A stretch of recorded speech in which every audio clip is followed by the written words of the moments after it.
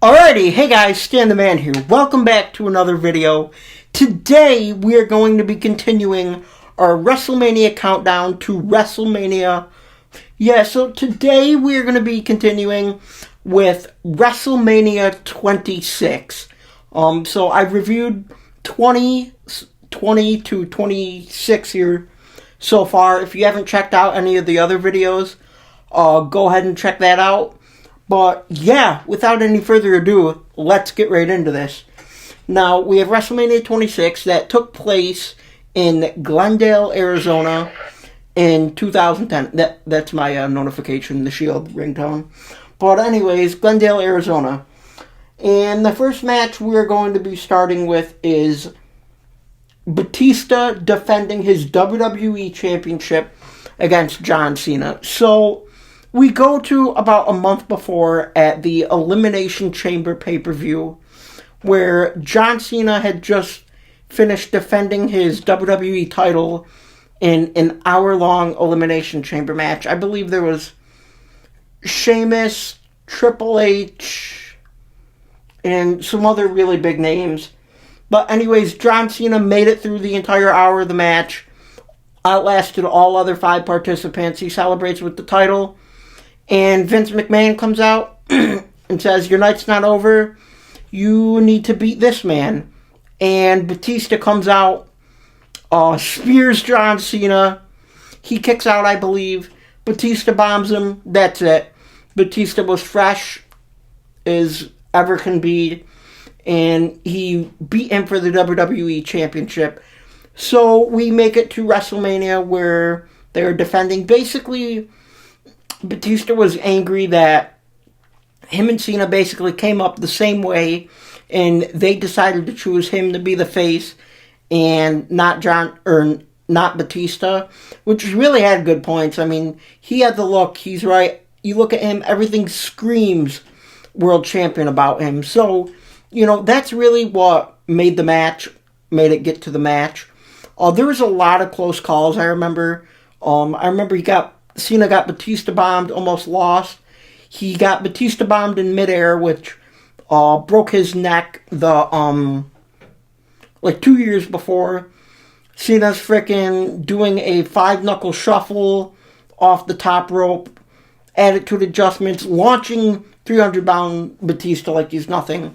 But unfortunately, it ended with Batista tapping out. Just tapping out when it's not a clean match, it just makes the other guy look weak, and there's no reason to make Batista look weak. But John Cena ended up winning the WWE Championship for the 10th time, I believe.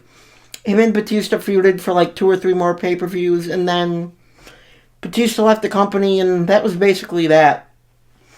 Okay, in the next match we have Chris Jericho defending the World Heavyweight Championship against Edge. Alright, so we'll go back 2 months. The Royal Rumble. Edge was taken out in 2009. He ripped his Achilles tendon off the bone or something. It was supposed to take him I think almost a year to return. And Edge did it in 7 or 8 months, I think. And sure enough, he wins the 2010 Royal Rumble. Well, at that time, The Undertaker was still the world champion. So we go to the next pay-per-view, back to the Elimination Chamber. And Chris Jericho wins the Elimination Chamber and wins the World Heavyweight Championship. Now, before Edge got hurt, him and Chris Jericho were champions. And basically, Chris Jericho said, "I'm glad Edge got hurt, because now I get to meet my new tag partner, The Big Show, and I've won the World Championship without him." So, that pisses Edge off, so he challenges Chris Jericho for the World Heavyweight Championship. We get to the match. It was okay. I mean, it definitely wasn't the greatest match, but crazy enough, in the end, Chris Jericho got the win, which, why would Chris Jericho get the win? It really didn't make any sense. Edge won the Royal Rumble. Pretty much everybody at that time that competed and won the Royal Rumble won the championship at WrestleMania. So That was kind of really a big bummer. But my theory behind it is, remember, so Chris Jericho wins the match on Sunday, WrestleMania. That coming up Friday, Jack Swagger cashes in his Money in the Bank contract on Chris Jericho. Now, I feel like that would have stung way more if it got cashed in on Edge, but I don't know, guys. That is just my theory behind it, why I think it happened, but yeah. And then finally, the best match on the entire card, Streak versus Career. Shawn Michaels' career on the line, Undertaker's WrestleMania defeated streak. Now, you guys know the year before they had the best match pretty much in all of WWE. And basically, Shawn Michaels didn't return until the summer. And when he did, it was basically him being mentally just, all his mental capacity was just focused on going against The Undertaker. He kept challenging The Undertaker. Taker said, no, I'm not doing it. But then we made it to the Elimination Chamber. And Chris Jericho won the championship because Shawn Michaels snuck in the Elimination Chamber match, hit Sweet Chin Music on Undertaker, and cost him the World Heavyweight Championship. But anyways, costing him the championship made him pissed off enough to challenge Michaels at Mania for Streak versus Career. Now, I don't think the wrestling-wise was as good necessarily as the first one, but again, the story was just told. Now it's all about Streak and his career. It's not about competition. It's about whose streak and career is going to last. Dude, frickin' Michaels got tombstone pile driven on the floor. Was absolutely insane. In this match, though, they worked.